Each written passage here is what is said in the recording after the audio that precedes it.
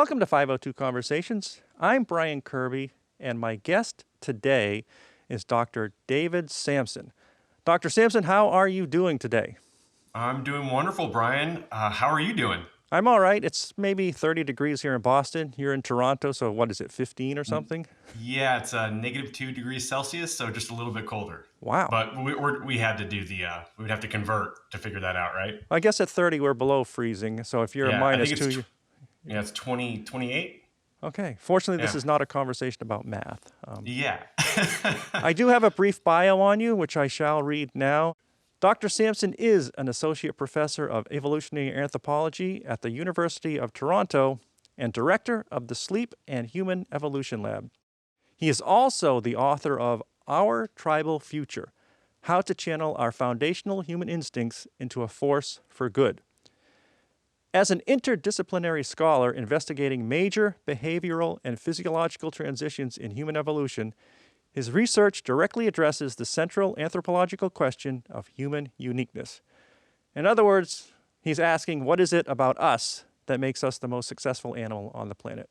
He has comparatively worked with human and non-human primates around the globe to better understand the behavioral, physiological, and cognitive suite of traits that likely played the crucial role in our advance.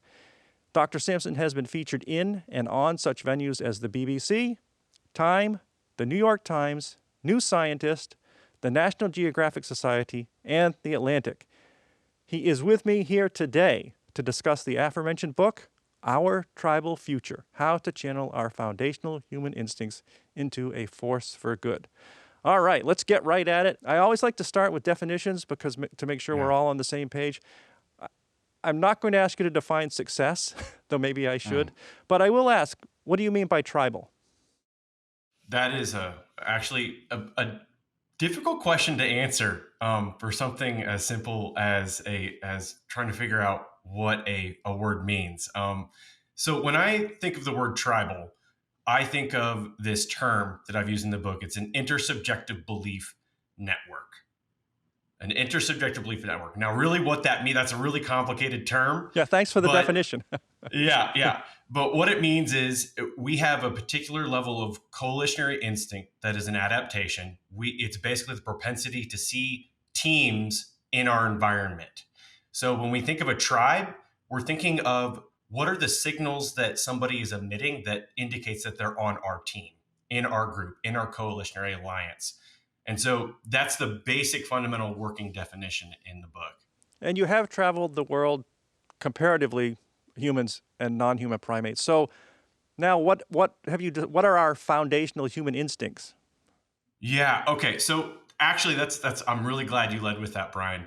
So to properly answer that, what I'm going to do is give you an analogy because in sort of a Carl Sagan-esque way, it's really tough to be able to talk about something that took 1.8 million years to evolve and to do it in a way that most humans understand. So the analogy I've been using is that of a human movie. We all know what it's like to watch a movie. The average movie is approximately 100 minutes long. Now imagine that the beginning of the movie for the human movie starts at the advent of our genus, which is 1.8 million years ago. And in the opening minute, something really, really cool happens. Camps evolve. So our predecessors, the Australopithecines, up in the trees. Our ancestors were the ones that went out into the gallery forest in the savannah. And what they did that was different from our predecessors was they started living in camps. And those camps were essentially groups of 25 to 30 adults that were working together for the shared project of survival and reproduction.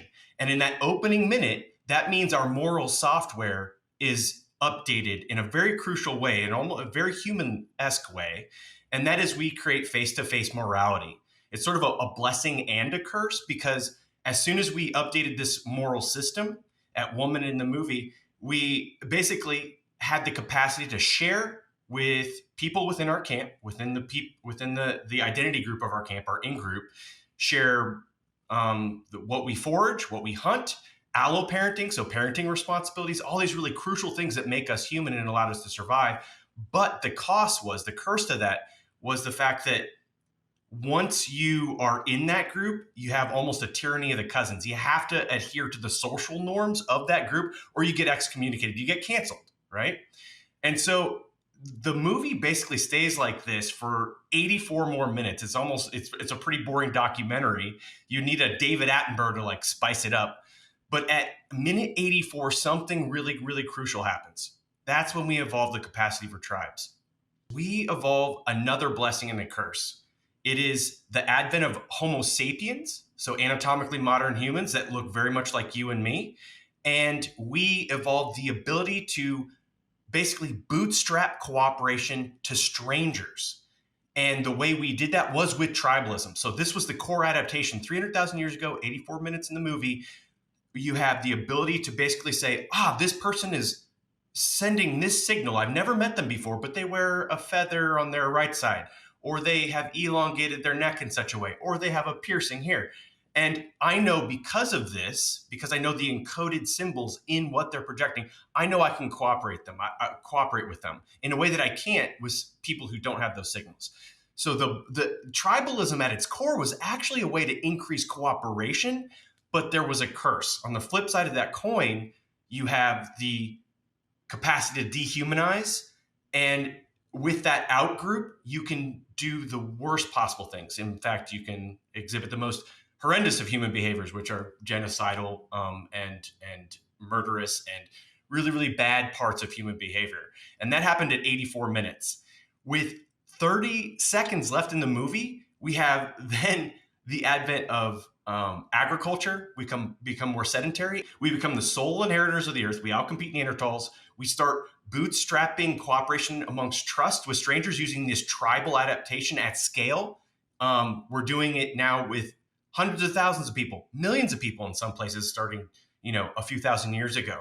And then at literally 0.1 seconds left in the movie, we evolved a completely radical adaptation, which is the McDonald's social pattern, which is the nuclear family. And the Levitt brothers come up with the nuclear family in the 1950s in the United States. It's suburbia, right? And so we basically no longer live and dwell in these camps that we had evolved in for 99 minutes of the movie. And we have this McDonald's level social pattern. And then all of a sudden you have the world's tribes being booted up on Twitter, and you wonder why we're in the mess we're in today. Let me ask a question about tribalism.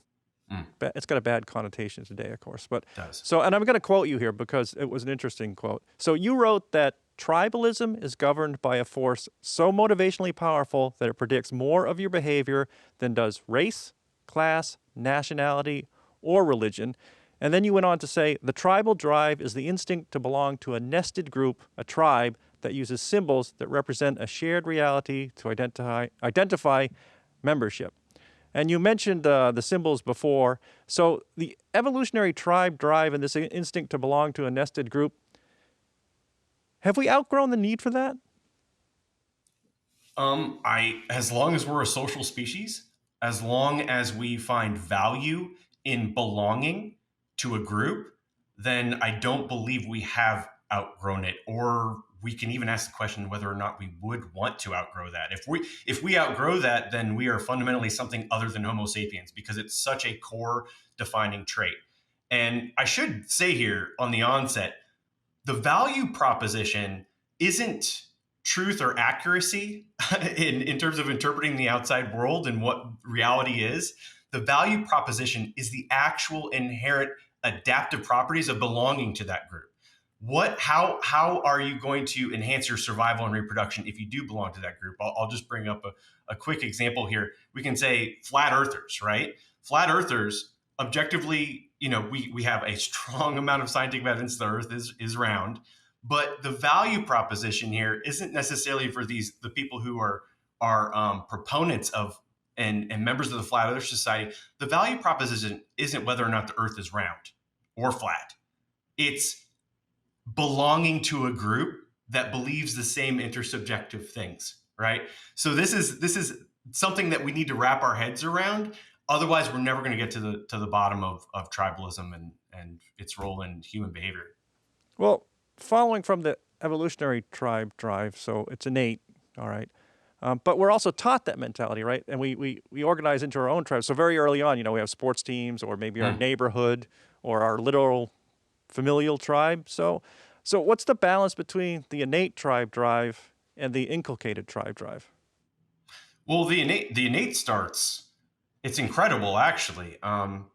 Infants at around 10 months old will prefer looking at individuals with the same melanin content in their skin, so the same light or darkness of hue in the skin, and they'll prefer to look at adults with the same language capacity, even though they can't speak the language themselves. This starts extremely early. It was Yarrow Dunham that did the beautiful minimal group studies in fifth and sixth graders, basically showing that if you start handing out T-shirts and you sort of randomly distribute these T-shirts, say orange and blue, and you have these kids where that they'll as a minimal property they'll start hanging out together more often in the same t-shirt color. They'll start preferentially biasing their reciprocity and how they share their resources with the same t-shirt color. And this is even distinct from race itself, so from racial background. It actually can overload this. This was one of the really brilliant assessments of Robert Kurzban's study, Can Race Be Erased? And he showed that in 4 minutes, if you have any sort of kind of coalitionary identity signal, so his was the color of a t-shirt and a narrative in the scientific study that he was doing. And he showed that under 4 minutes, you can erase race as a variable, and people will use the color of the t-shirt as a predictive factor in their model of how humans will behave in the future. So it's not, we have to think about this at the fundamental level. This is about being able to assess your coalitionary alliances and be able to predict human behavior. And so it is a fundamental and innate property of our species. And that is one of the things I looked further into, actually. And it's interesting you talk about the T-shirts because I think even one source I came up with, they just simply divided kids into your group A, your group B. They didn't have to Correct. do anything else. Yep.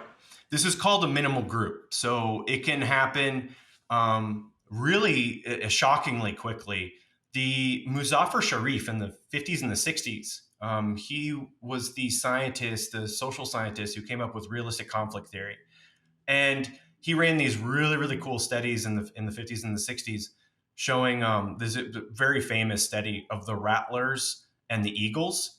And these were basically kids at a camp where they separated them into, at the very first day of camp, they separated them into two teams, these rattlers and eagles.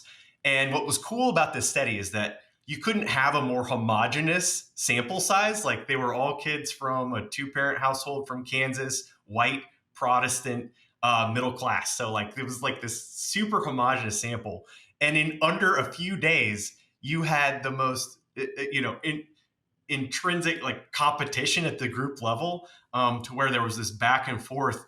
They actually had to, by the end of it, they had to like stop the study because there was this escalation of aggression between the groups.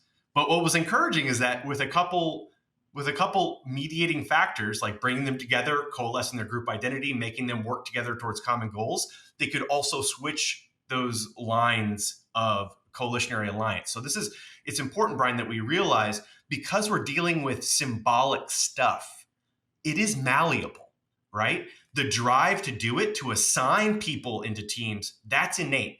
But the team membership in and of itself, that stuff that shapes our identity, that shapes our propensity for having that sense of belonging to one team or another, that stuff is malleable. And unless we bring that to our conscious level of awareness, we're never going to figure this out. And I think another great thing about that study was at the end, they put all the kids on the same bus, right? And Yeah, they all yeah, start singing and interacting absolutely. anyway. So Hmm. the malleable or moldable factor seems really moldable. Yeah, it really does. It really does. So this leads us into evolutionary mismatch then. Mm. How about talk about evolutionary, I'm sorry. So talk about evolutionary mismatch now. Yeah, so evolutionary mismatch is this concept that we evolved, and when I say we, any species evolves for how its preceding time in evolutionary time, how that preceding time shaped its adaptive suites. And whenever there's a rapid change in the environment, the species can face risk of being in mismatch. And it's almost always the case that mismatch is a precursor to extinction, right? It just means you're not adapted for the environment as it is. Now with humans, this is pretty exceptional because we keep, not only are we living in radically different social and physical environments than 99 minutes of the movie that I talked about, but on top of that, our environments are exponentially and rapidly changing at this moment in time. Like even within a human lifetime now, you see different changes. The scale and the scope of the changes are so rapid. So let me give a very quick example for the listeners of this in the natural world. There's a really cool instance and kind of scary instance of the South African jewel beetles. So these South African jewel beetles, they have these beautiful pits on their shells.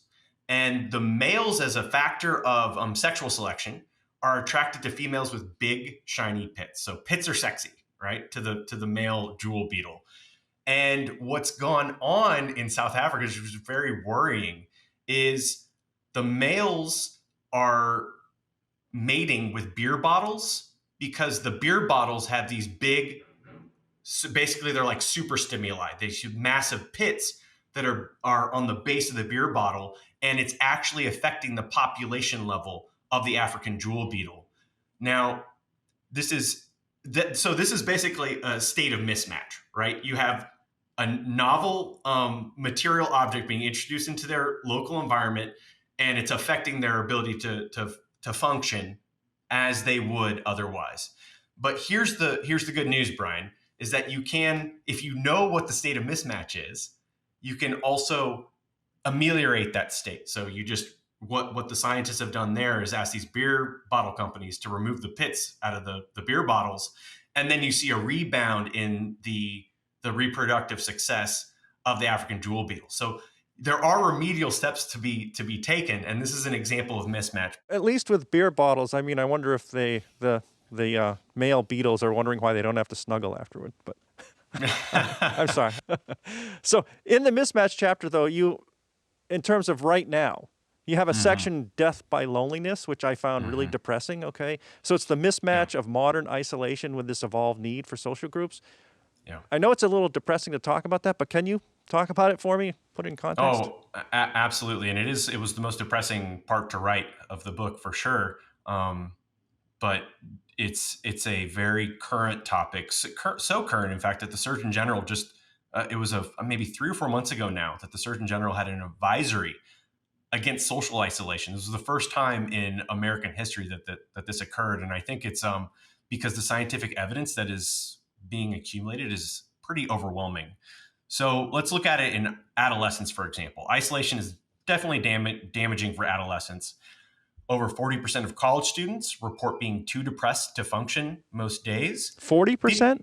40%, 4 out of 10. 50% say they regularly feel hopeless most of the time, so 1 in 2. 2/3 say they, on a daily basis, feel a sense of overwhelming anxiety. And over 10% of college students today have seriously considered suicide in the last year, so 1 in 10. And this trend line is not improving. The rates of depression have literally doubled since the original 2009 study, since they started taking these stats. So obviously, on the level of adolescence, it's damaging. It's straight up deadly in adults. The loneliness is predictive of increased broad-based morbidity and mortality. It predicts increased antisocial behavior. It makes it harder for your adult brain to grow and to change. This is essentially how neuroplastic it is, how its capacity to take in new information is reduced. It increases baseline stress, leading to high levels of anxiety and depression. So much so that if you're socially isolated, your stress levels are so high, it is equivalent to you having a physical confrontation with another human being, like a fight, a physical fight, if you're in a state of social isolation. It predicts drug use, suicide. It negatively influences your sleep. In males, it's pretty bad, especially as at the older and older that an adult male gets, because It leads to cognitive impairment, weaker immune systems, heart disease, and particularly with males, there's a special sensitivity to loss in old age because most males make their friends in what Geoffrey Grief calls shoulder to shoulder relationships early on in their life. And so these shoulder to shoulder relationships, typically like playing a sport or doing some activity together, if they don't make special effort to go out and to continue to cultivate these relationships, they'll lose the intrinsic benefits of that, and it will affect males disproportionately. And for females, it's just as important, perhaps for different reasons. The postpartum depression is linked to the strength of the social network in a female. And even something as basic as the reporting difficulty of birth is linked to whether or not that adult has a strong social network. And so all these stats just point to one thing to me in my mind as an evolutionary biologist. When I think of the 99 minutes in the movie where, life was probably pretty hard and pretty challenging in the Paleolithic, but what very few Paleolithic people were dealing with was death by loneliness. They certainly weren't dealing with the levels of isolation that we have. And the issue is, this is sort of why we're having these conversations right now, Brian, and the importance of these conversations, because we can make steps. And that's really what part 2 of the book is all about. How can we be proactive and get in front of this? We can make steps to increase the strength of our local connections, of what I call the honor group, the closest people in your social group, the people you rely on the most. You can make steps day in, day out that aren't too hard to do, that can reduce these really, really bad effects of isolation. You just made me think of when I first moved to Boston, yikes, 89, 90. And I lived in an apartment, and it was a big apartment complex, hundreds of people, but I didn't get to know any of them because I opened my front door and there's a staircase up 3 floors to my apartment, right? Yep. So Totally. it's, this modern cave, but I don't know anybody. So it made me think just what you had said. I mean, if they redesigned the building just so it had an open foyer that we walked into before we went up the stairs instead of right from the street, I mean, would that enhance any type of group cohesion because we'd run into each other more? But we can leave that aside. But it was just something that... Actually, though, Brian, I think that's actually super insightful, because when we think about realignment and getting out of this state of mismatch in the 21st century, there's a lot of different strategies that people are taking now that the science is coming out and people are trying to improve their social lives. Even in a place like Boston or a metropolitan area, you can think of it from a sort of a design level. You can create environments that augment and improve the likelihood and the chance of having a strong social network within your local establishment, your local place of residence. There are now real estate companies and designers that are trying to create things like intentional community, even in highly urban environments. So to your point, I think this is something that people are taking seriously, especially in urban environments. And this sort of behooves the Danish model that has been explored since the late 80s, early 90s, where the whole focus is on trying to create a intentional community by which the local community can interact more, rely on each other more, and have stronger relationships. I can see a problem being, the developer or the landlord will say, "What foyer? What are you talking about? That's another apartment space. That's another $2,000 a month." So, but from what you're saying, though, you're leading me into these that humans can love unrelated others. They form pseudo-kinships, which is what you're talking about, but also pseudo-speciation, so intense hatred for outgroups. Can you talk about both of those and how actually they both can overall be beneficial to group success? So now we're going back a few years probably, but we have pseudo-kinship, pseudo-speciation. Yeah, I mean, so pseudo-kinship, we call this in anthropology, we call this fictive kin. Pseudo-kinship is basically a cheat or heuristic that humans use to take a genetically unrelated human being, and when they want to bootstrap cooperation with them, they'll assign them a kin term, right?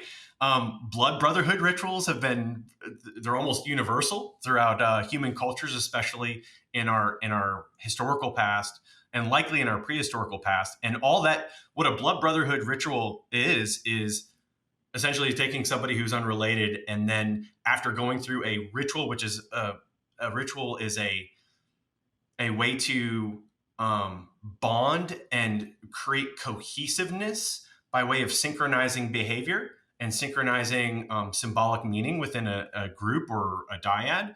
And this is a fantastic way to increase one's kin network by taking people completely unrelated and adding them to your kin network. And if you think about this, we do this all the time in the 21st century.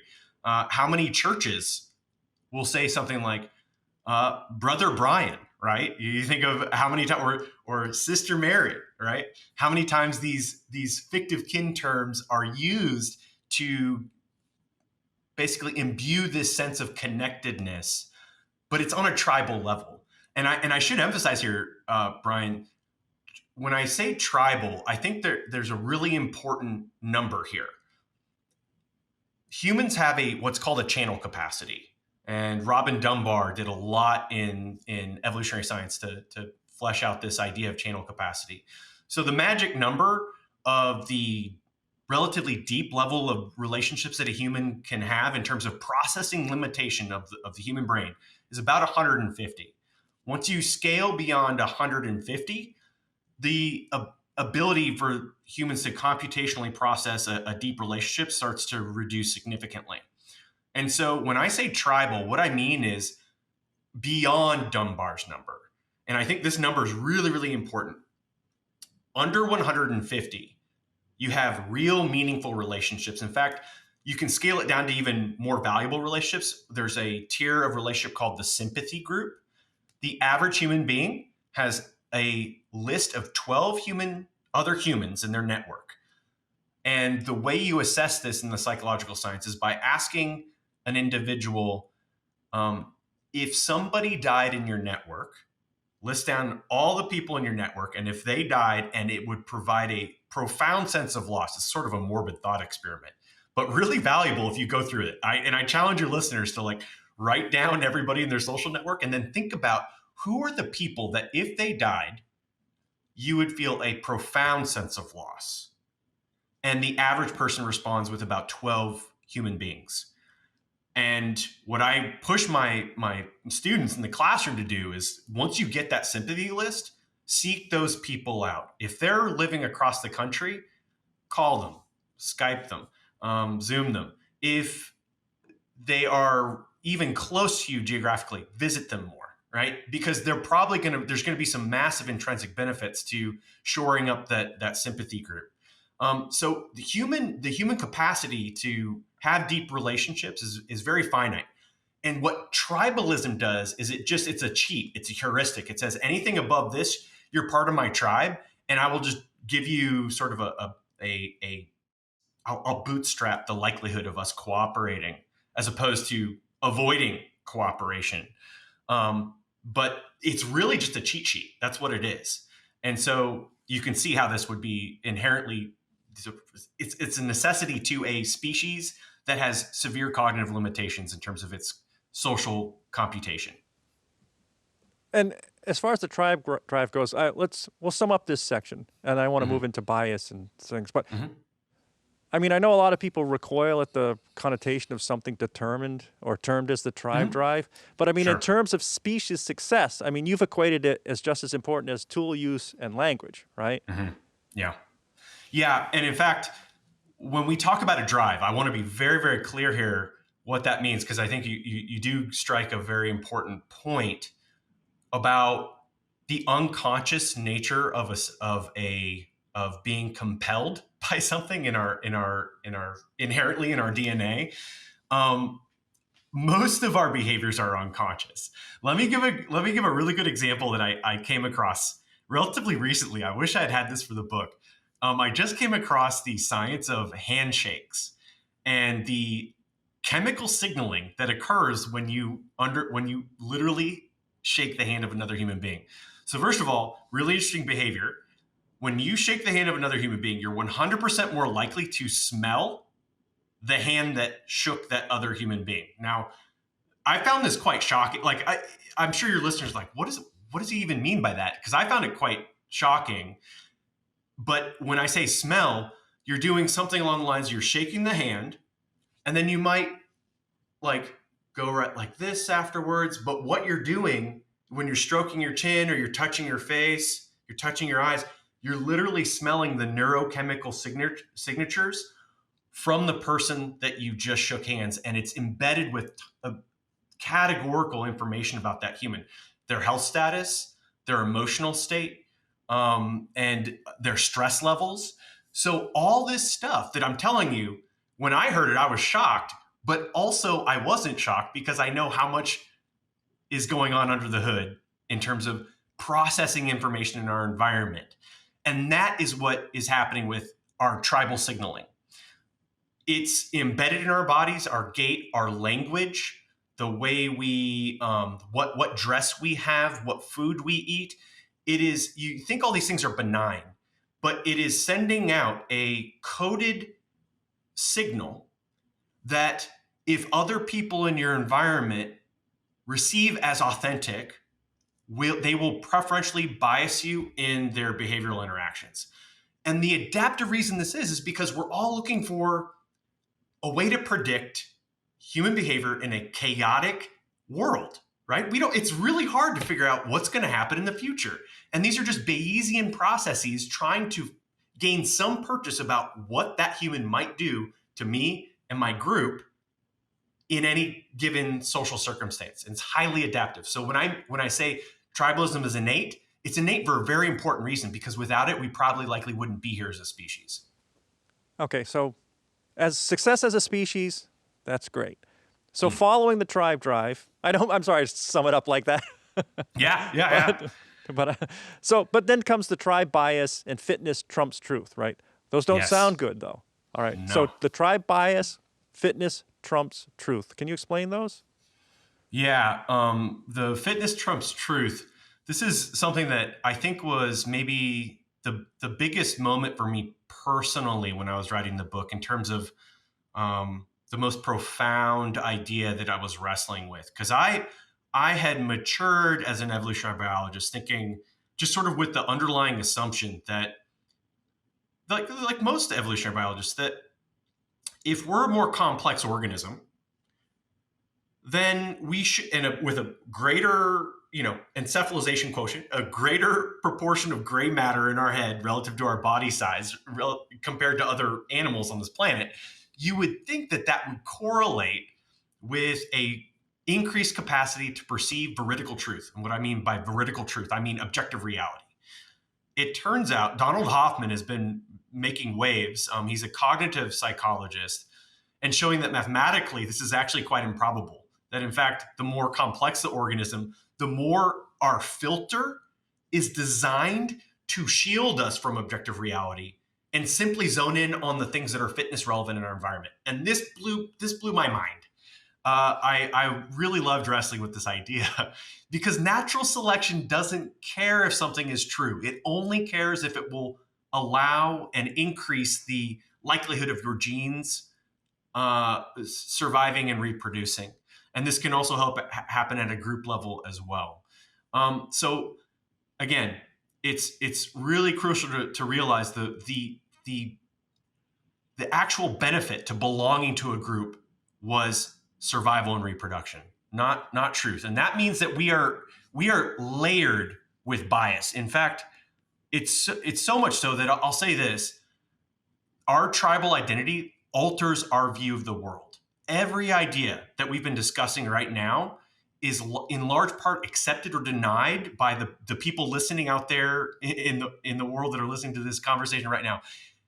Either accepted or denied based on their pre-existing identity and the associated beliefs with that identity. And identity is crucial here.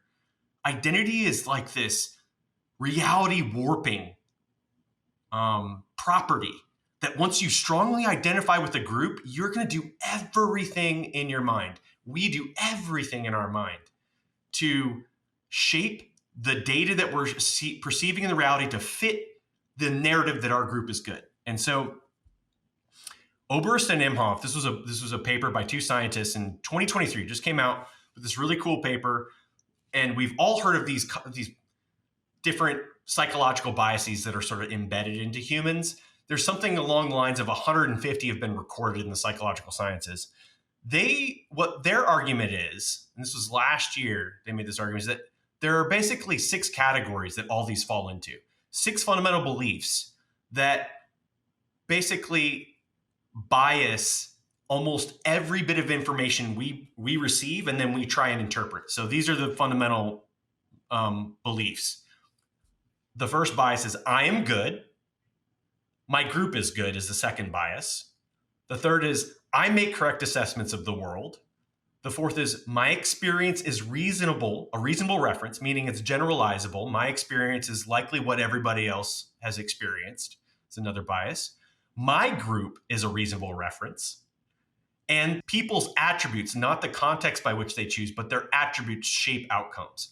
When I look at that list, I see tribal, tribal, tribal, tribal, tribal. Meaning, as an evolutionary biologist, when I see that, I think, wow, tribalism was something that very powerfully shaped the human mind as a filter by which to perceive reality because of the adaptive benefits of it.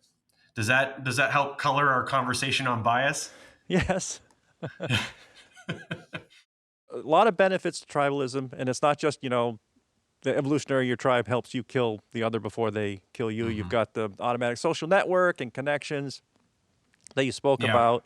And then you alluded to this. So we did speak about modernity, loneliness has become a problem, right? Along with the benefits of tribes and social networks, health, resources, those all help along with success. But in terms of loneliness, and you did allude to this, intentional proximity. So you're saying that might be a modern strategy?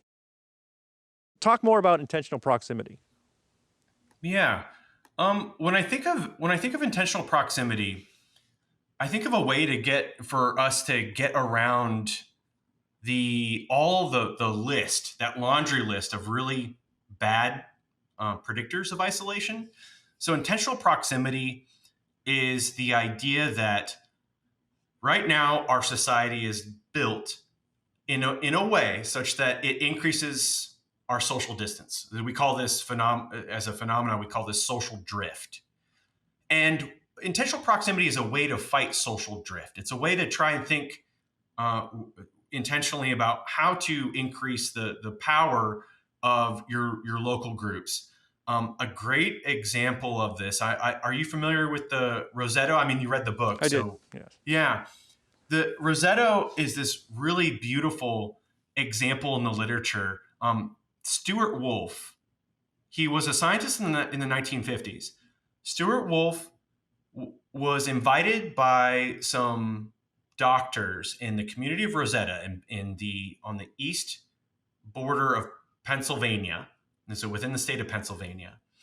And the doctors of the town of Rosetta, this small town, made a radical claim to Stuart. They said, our population is dying of old age. Our rates of heart disease are half of what the rest of the country is undergoing. We have almost no crime. There's no suicide. Poverty is pretty low. And so, take a look at our population. Stuart was like, this is crazy. This can't be possible. And so he spent the next 15 years of his life doing research there. In fact, verified their claims. They had extremely low rates of communicable diseases and diseases of affluence, basically these mismatch diseases. And what he found was it wasn't the genes. So there were other Rosettans in other counties that were experiencing the same thing. They weren't undergoing this Rosetta effect. It wasn't food or exercise. They were Italian Americans. They didn't have a very strong exercise social norm, and they drank and they smoked at the dinner table. It was part of their culture. And the conclusion of Stuart Wolf was that after all these years of research, it was actually the Rosetta effect, the Rosetta mystery. It was solved by the social network itself. It was a small community. It never grew more than 1,500 people. And that's so fascinating to me when I see these numbers pop up, because 1,500 is exactly what a small scale forager tribe is in terms of numerical value. So it's like the radical extent of what you can have in terms of a social network and the human mind. So it was this beautiful value. They didn't go to the state for financial assistance. They went to the local communities. There was a lot of intergenerational housing. There was a strong intersubjective belief network because they had a very strong shaman in their group. Their shaman was their Catholic priest who was beloved in the community. There were several orders of magnitude more community groups and clubs than your average town in Pennsylvania. And so they were it was the social network itself that was increasing all these health benefits and wellness benefits in the local community. And I guess my challenge to your listeners is try and find a Rosetta tribe of your own. Instead of us thinking about identity as this sort of like global ultra tribal thing, the farther away that we are from our local communities in terms of identity, I think there will be negative consequences. I would predict that there are negative consequences to human wellness. Really double down on the identities that are local and face-to-face, and work on those. Work on community networking. Work on trying to bring the people you love into your life closer geographically, so that you're trying to fight evolutionary mismatch and you're trying to get into that state of realignment. And that's the challenge I would give to your listeners, Brian. And there are intentional communities, right? You mentioned Yes, some already absolutely. in Denmark. Is it a seniors one, Silver Sage? Was that it? Silver Sage in Colorado. And there's a lot of failed ones too, right? From the 60s onward. Yeah. So before anybody gets super excited and jumps into this, yes, I don't take too much time on this, but yeah, speak about intentional co-housing. I mean, what are you going to do to evaluate who to bring into your intentional community? Right. Okay. So yeah, it's a good point you bring up, Brian. I'm not saying necessarily start a commune or join one. Basically, there are a lot of ways that it can go wrong too, and human history is replete with these sort of utopian, aspiring societies. But it turns out for people who are really interested in this, I couldn't recommend more the book Blueprint by Nicholas Christakis. He talks about the social suite. And the social suite is the basic fundamental characteristics of basically a good society that enhances well-being. And what you see is that when groups create social norms that deviate from the social suite, they get eliminated. So these are just fundamental universal properties of social groups. So things I'll just give a few examples. Things like personal autonomy. Individuals have to have some level of autonomy. This is why cults like that try and control autonomy eventually end up imploding. So personal autonomy, love. You have to be free to love people, that you have some sort of autonomy in selecting who those relationships are. The Quakers were so there was one version of Quakerism that was incredibly successful. They recruited members like gangbusters, but they had a social norm where they didn't reproduce. There was one particular branch. Well, that's not going to work. It's not going to work, right? So there's just these sort of these basic fundamentals that as a group you need to be aware of. Another one is social learning hierarchy.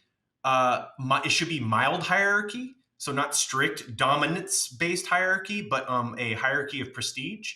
So basically, if the leaders are the people who give the most to the community. This is very universal in most small-scale hunter-gatherers and foragers. Leaders aren't dominant. They're just really good at what they do, and they give the most.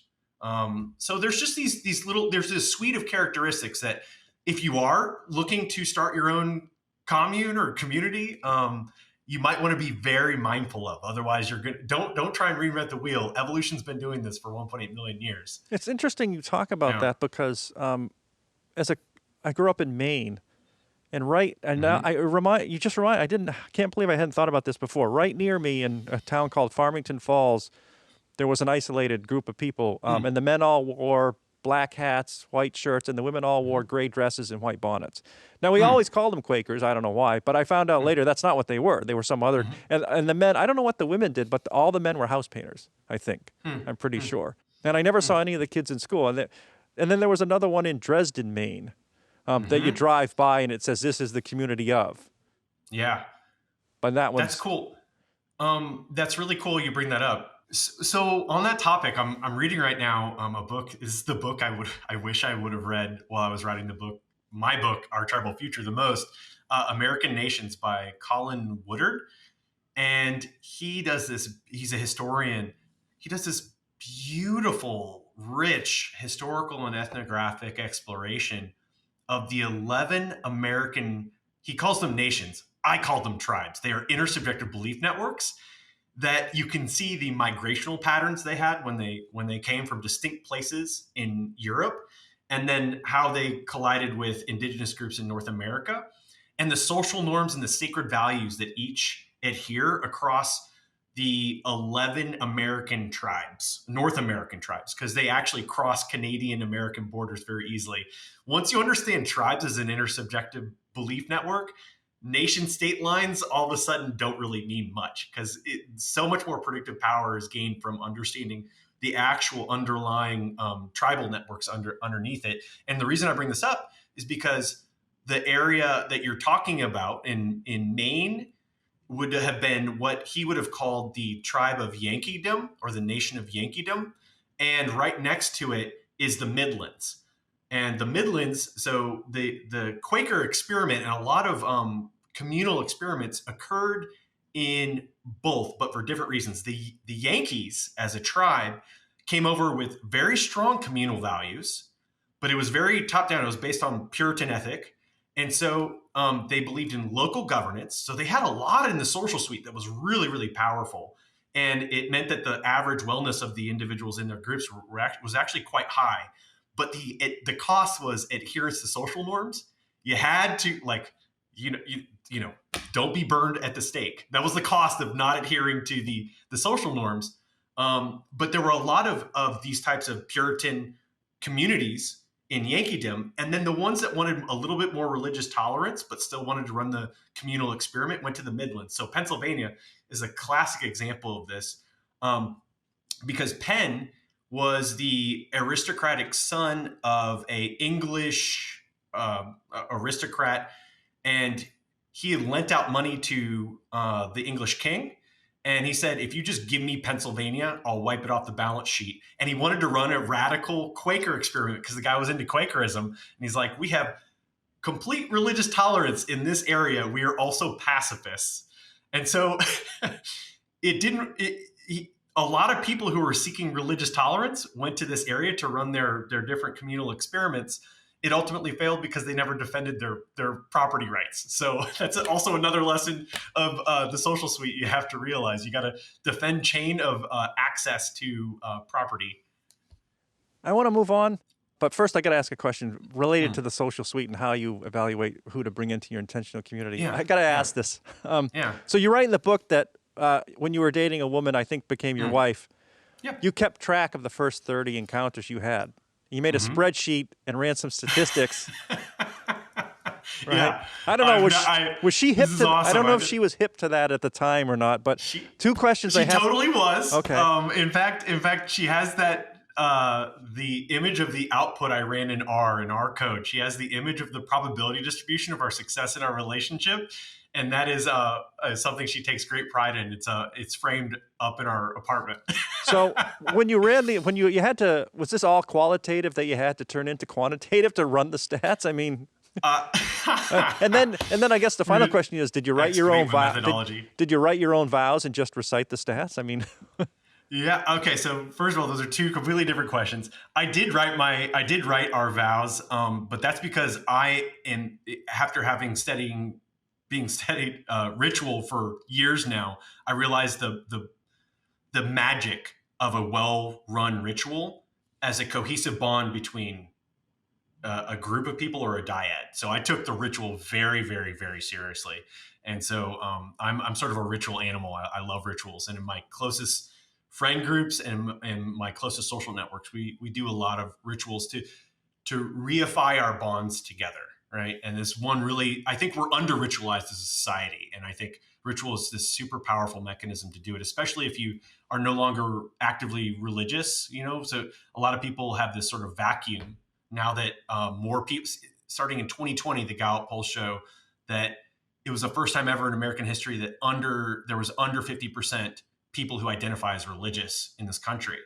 So you just got to be like, it's a secular trend. You just got to be careful what fills that need, though, because it's an adaptation. It's a drive, right? We have the drive to do it, and if you're not careful, bad rituals are going to take place and start manipulating you in ways that you don't realize. And then the qualitative to quantitative. Just yeah, the qualitative and quantitative. I love it. All I did was it was a very simple Bayesian analysis. It was a simple posterior probability distribution based on the number of hours that we had together in our first, I would say, half dozen dates, the number of hours and the interactions. So I waited till I got to about 30 interactions. And it was a binary. Was it a good interaction or a bad interaction? And based on that, ran a simulation of 10,000, a sample of 10,000, and then it gives you posterior probability distribution. And it was like really, really positive. So and then you went, hey, listen, honey, your stats work out. So will you marry me? Well, that came a little bit after, but I did, after running that, I went to one of my best friends and I said, dude, I think this is the one. And he's like, whoa, man. Based on the math. Relax. Don't make that. You're not a young man. You should be making young man mistakes. Don't say that. And he's like, be patient. And I'm like, no, I think it's the one. The math works out. And I was right. All right. Yeah. I got to move on now to, because this is what people and myself were concerned with. So, okay, we've got the benefits of tribalism. All right. But along with this societal benefits of the tribalism, now we get to, the tribe virus. Yeah. And trust paradox. So, yeah. Can you speak about and then we'll talk about how we solve this. So everybody knows we're not just going to end on that. So can you talk to me about the tribe virus? Yeah. Okay. So this was, it's really challenging. The book was challenging in a way that I hadn't predicted before when I started writing it. Because at first it was sort of a treatise into natural history of a trait in humans. And so I was exploring this trait, and that's fundamentally different than trying to solve an incredibly complicated answer to, well, how do you reduce the nastiness of a trait, but also somehow retain the benefits it has for us at a species level? So it's really tough because a lot of the things that we've been talking about today, Brian, are they're a sliding scale of benefits, right? There's benefits to belonging, and then at the flip side of that coin is there's costs of hating outgroup, right? And so it gets really complicated and very difficult to try and wrap one's mind around. So the way I tried to think of this was thinking about the tribalism at its worst. And tribalism at its worst is kind of like a tribe virus, is the analogy I use. So this is what I call willful. So first of all, let's break down like how a vaccine would work. And a vaccine is the immunogen. An immunogen is the benign part of a virus that you use to map onto the immune system so that it knows what to look for. And the adjuvant is the instruction-giving protocol. So in the virus, I think the thing that you would need to map on is something called IPC, identity protective cognition. So in the tribalism virus, I think one of the most powerful things that the virus has to spread it as a virulent, as a virus within a network is identity protective cognition. And when you couple that with willful unreason, so basically faith or belief without any capacity to change that belief, you create what is a tribe virus. Now, let me give you an example to flesh this out, because I know it was kind of abstract there.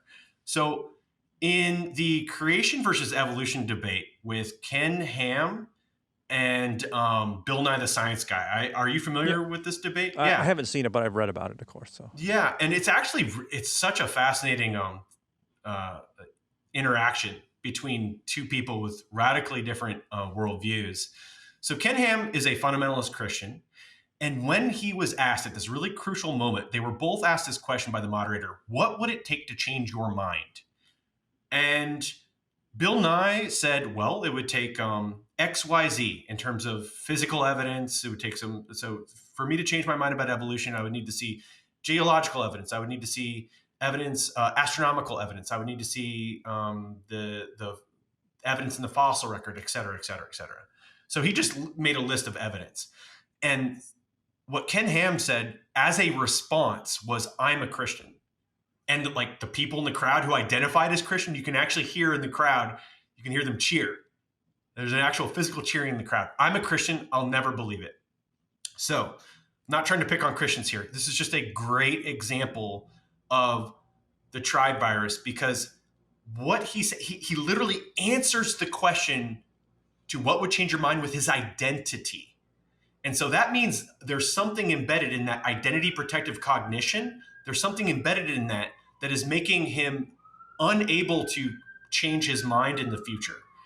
And I think what we want to do is we want to couple the capacity to change our mind in our future with our identity. what's interesting about the Ken Ham thing is, Yeah. first of all, he took all Christianity with him, and that doesn't work that way. That's his particular Correct. belief. Okay, I don't know whether there are Correct. 10,000 denominations, so you got to be careful about that, Mr. Ham. Agreed. But the other thing is, as you said, you don't want to pick on the Christians. I have had politicians in sitting where you are, but actually physically, and I will ask them a question because I like to ask.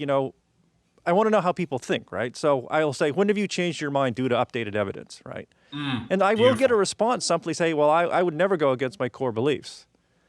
And others Okay. So- just correspond. Okay, go ahead. No, Brian, I'm going to say, when you hear that, and for people listening to this conversation, when you hear that "I would never change," that the probability of change is zero, that's when you know that somebody's infected with the tribe virus. This is a perfect example. It's hard to believe, though, because I would think that there's something that would change Ken Ham's mind, but he hasn't thought about it enough because it's not allowed, maybe. So for him, here's the important point. For him to change his mind, he would have to no longer identify as a Christian, Oh, right. And as he defines it. Yes, okay. And that's possible, Brian. It's possible, but just think of the model of his life and reality if he were to do that. He would be a fundamentally different person. Right. He couldn't identify with that Christianity. But there have been Correct. Christians that have brought in evolution and explained it in their own terms. Absolutely. Absolutely. So it's a tribe within a tribe, within a tribe. In terms of a dogmatic belief, which is what Ken Ham was all about there, going against our tribe, finding out that they and you are wrong, what decides if we leave the tribe versus discuss and reason with our tribe, so that the tribe changes and we don't have to leave? And I want you had a great example of your father, and I think if Ken Ham hears this, it would be beneficial. So tell me about your dad. Agree. Here is the anecdote about my father. So I grew up in a Christian fundamentalist environment. I was a preacher's kid for 20 years. My father was a fundamentalist minister for the Worldwide Church of God. We were essentially Messianic Jews in the sense that we adhered to all the Old Testament food laws, the Sabbath, the holy days, all that stuff, but we believed in a Christ figure, and that he was the Son of God. So my father, this was maybe when I was around 6 or 7 years old. He had been a minister for 15 years at this point, and he had a prospective member of the church come in who was a geology graduate student. This was when we were in New Brunswick in Canada, and this geology graduate student was at McGill University, and he asked my father some hard hitting questions about the age of the Earth and fossil evidence, etc. And my dad gave him the stock answers that the church had taught him to give in response. But afterwards, he felt a little bit unsatisfied. He's like, I'm going to spend a month or so, and I'm going to chop down the tree of evolution, and I'm going to do some reading, and I'm going to have a much more powerful answer to him in the future, or to any other prospective member of the church. And that led him on a multi-year journey to um, eventually resigning from the church because he couldn't teach evolutionary theory from the pulpit.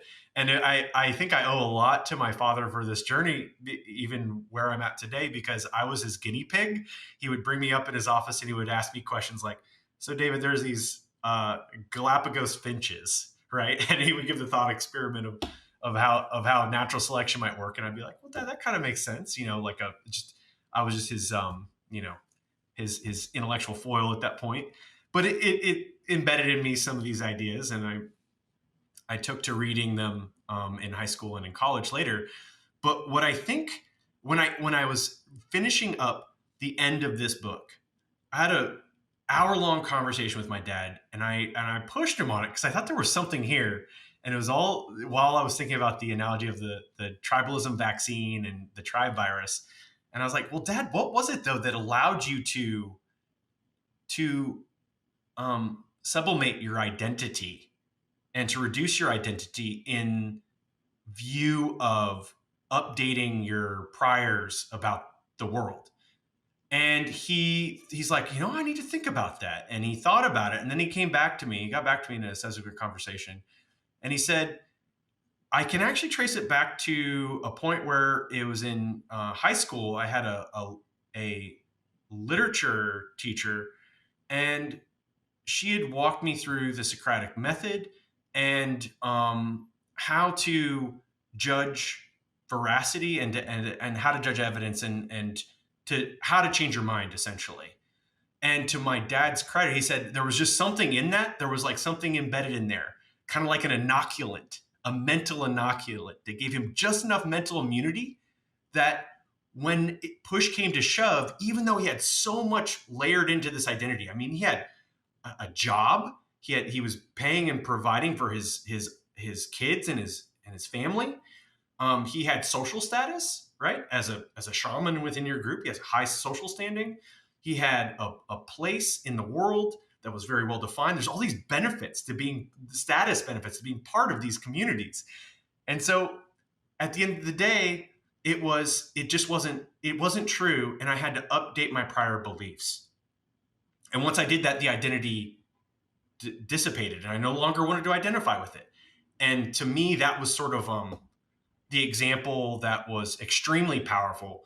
And as a follow up to this, Grace Communion is the splinter church. This was right around the time that the church was going through some radical changes and becoming less fundamentalist. So it's split into two, and the splinter of it that was a little bit less radical and less fundamentalist actually ended up taking some of the arguments in my father's treaties that he made to the higher ups in the church, and ended up accepting evolutionary theory. And to my knowledge, this was some 50, 60,000 people. So to my knowledge, this might be in modern times, one of the largest examples of a identity group that was fundamentalist, Christian fundamentalist specifically, radically changing some of the dogmas associated with their identity, which I think is really powerful when we talk about this. That leads us right up to the epistemic golden rule and the tribe vaccine. Let's sum up with those. Yeah, you want others to be able to adhere to the same litmus test of evidence that you would apply to yourself. That is the epistemic golden rule. And so when we think about this in terms of creating a tribalism vaccine, what some of the most recent science, the science of cognitive immunology, is showing is that, in fact, there's this term called meta-belief. And meta-belief is the belief that beliefs can change.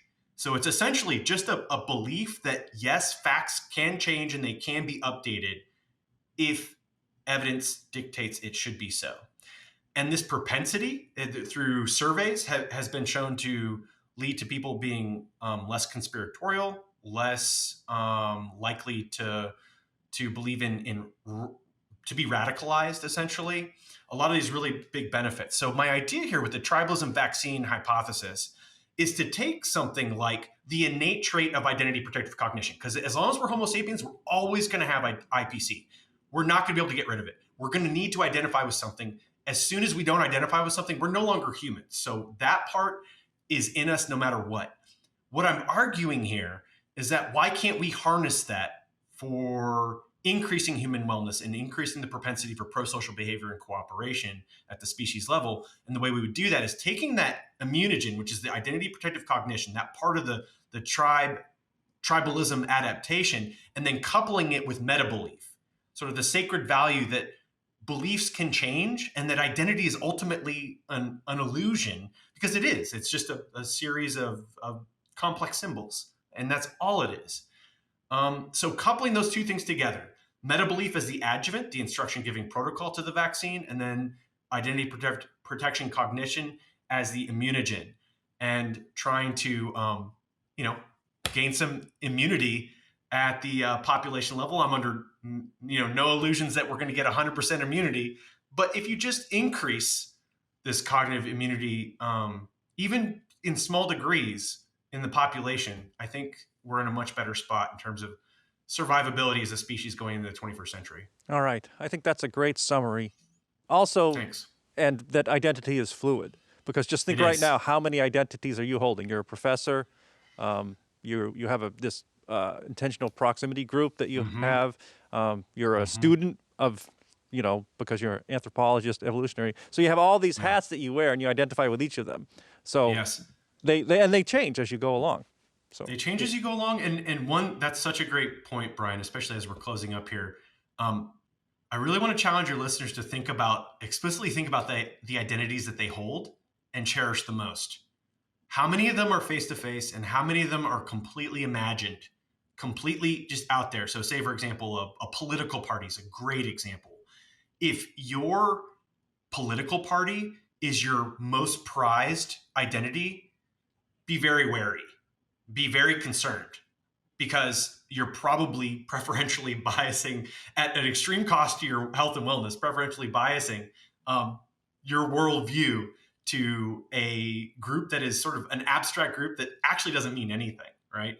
For me, that's been the exercise ever since I finished writing this book, is being extremely careful about the groups I identify with and pour my emotional energy, because now I know how limited my channel capacity is, and my ability to control what I can in my life is so much greater at the local level than it is out there in this sort of ultra tribal ether that a lot of people seem to be overemphasizing, and I think at a great cost to themselves.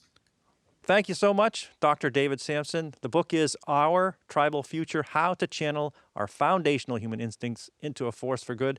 I greatly appreciate your time. I think this was a great conversation. Oh, by the way, you have added to your own little tribe, right?